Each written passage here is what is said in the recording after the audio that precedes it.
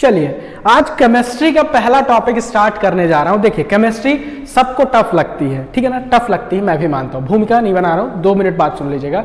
लेकिन यहाँ पे हम इसे जितना सरल रखेंगे, जितना इजी रखेंगे, उतना आप सबके लिए अच्छा होगा।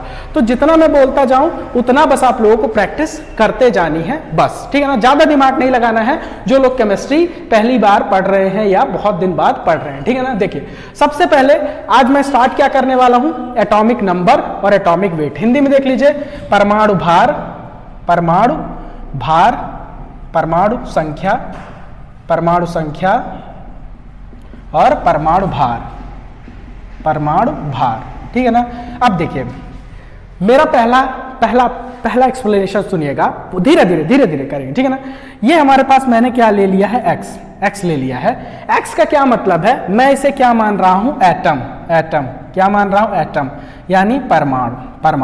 आप लोगों की जानकारी के लिए बता दूं, अगर कोई हमारे पास परमाणु है उसमें जो हमारे पास ऊपर लिखा रहता है वो हमारे पास क्या होता है, परमाणु भार, क्या होता है, परमाणु भार।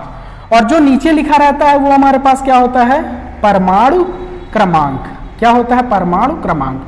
बस आपको थ्योरी के लिए इतना जानना है, ठीक है ना, थ्योरी के लिए क्या जानना है, इतना जानना है, ठीक है। लेकिन चीजों को हैंडल कैसे करना है मैं आप लोगों को ये नहीं बताने वाला हूं कि n-p या p-n करने से क्या होगा, कैसे इलेक्ट्रॉन निकालेंगे, कैसे प्रोटॉन निकालेंगे, कैसे न्यूट्रॉन निकालेंगे।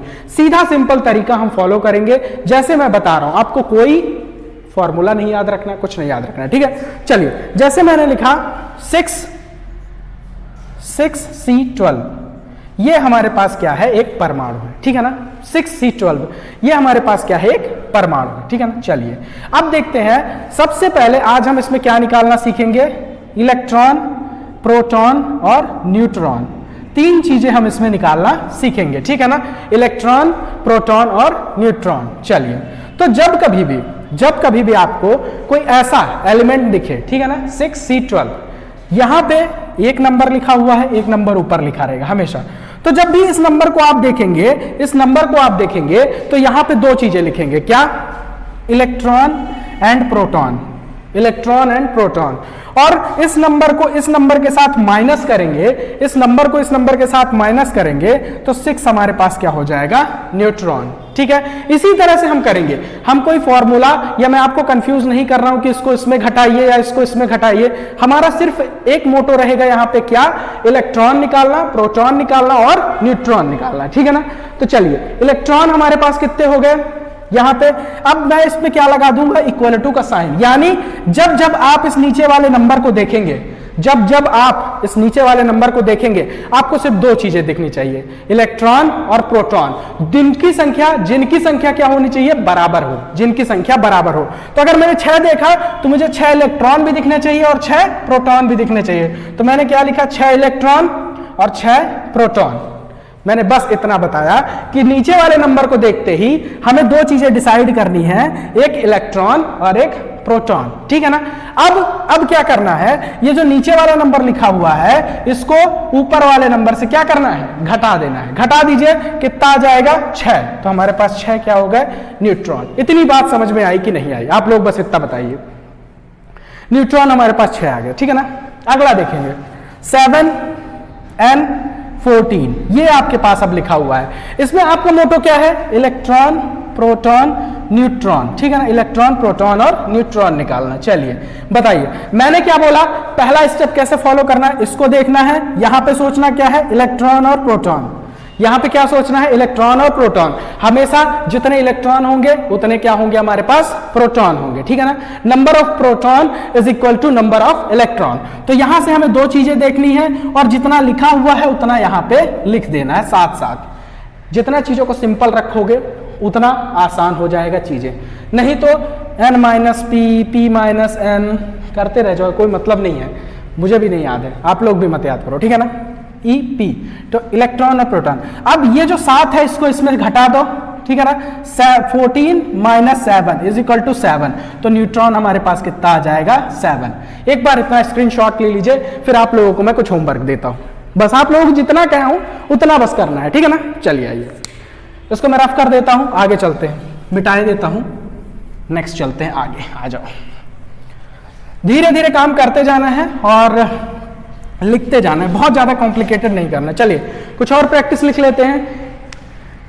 क्या है हमारे पास 8O16, ठीक है ना, 8O16, और हमारे पास 2He4, ठीक है ना।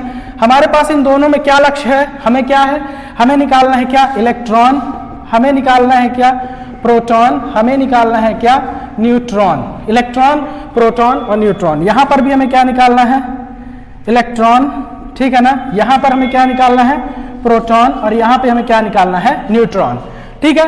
सबसे पहले मैं बार बार कह रहा हूं, हमें डेफिनेशन या उसमें नहीं जाना है, हमें अपना काम निकाल लेना है इस एग्जाम में, ठीक है ना। पटवारी हो या वन आरक्षक हो या जिसमें भी केमिस्ट्री आती हो, ठीक है ना, अच्छे लेवल पे हमें करना। देखो यहां पे जैसे ही हमने देखा, दो चीजें सोचनी, क्या इलेक्ट्रॉन प्रोटॉन, और दोनों की वैल्यू क्या होनी चाहिए, इक्वल होनी चाहिए, ठीक है ना।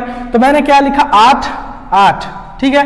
अब इस 8 को मैंने क्या किया, इससे घटा दिया, तो हमारे पास क्या आ गया न्यूट्रॉन 8, ठीक है ना, 8। अब आप लोग क्या करोगे, हीलियम का निकाल के बताओगे, हीलियम का निकाल के बताओगे, ठीक है ना। चलिए हीलियम का आप लोग निकालिए। चलिए ठीक है, चलिए इतना बात समझ में आई।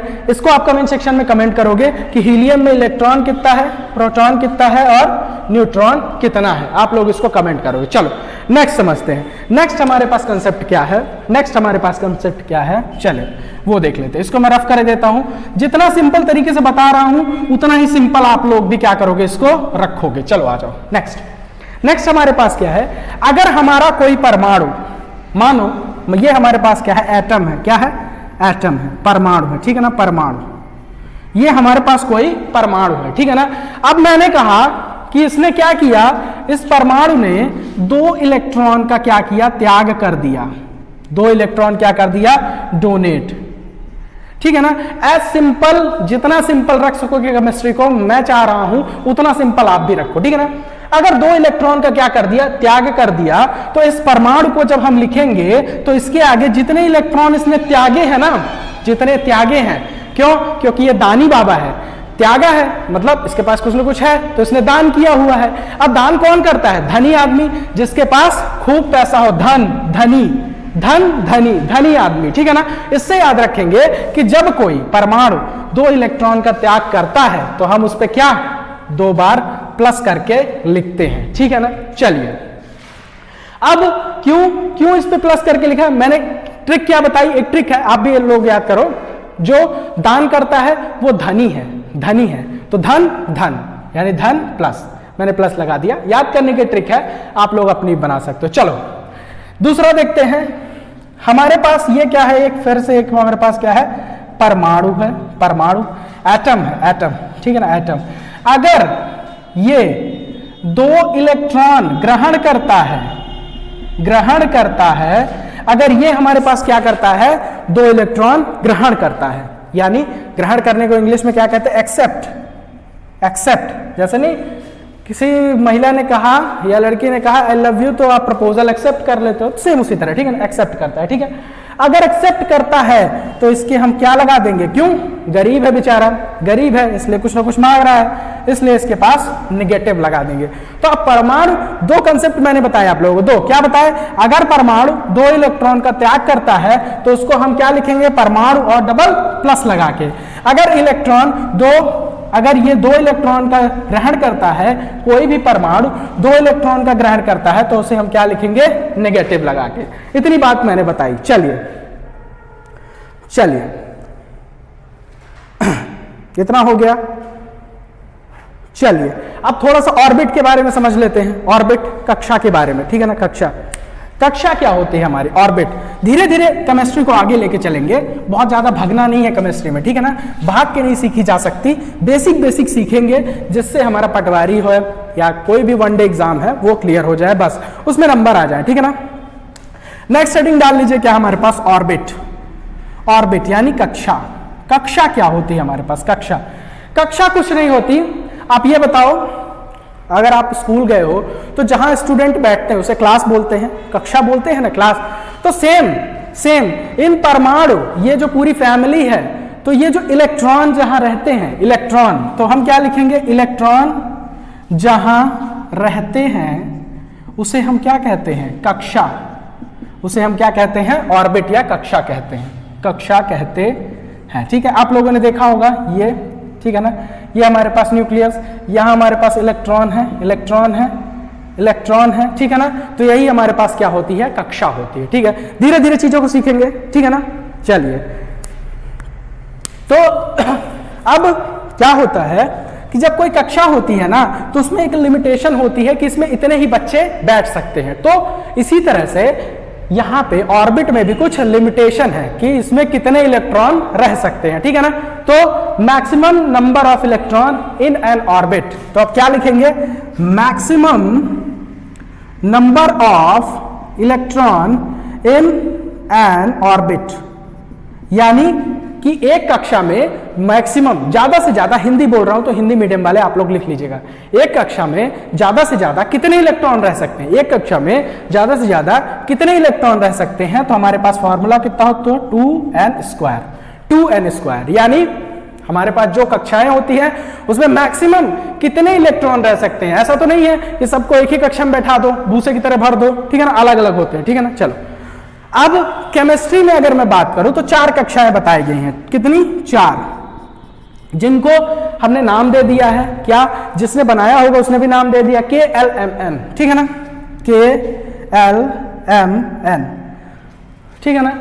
अब ये तो लगता है कोई अंग्रेज रहा होगा, उसने नाम दिया होगा, हम लोग नाम देते तो क्या देते, सोनू, मोनू, चिंटू, पिंटू, किसी कक्षा को नाम दे देते, ठीक है ना, वो अपना अपना मैटर है, ठीक है ना। 4 कक्षाएं नाम दे दिया।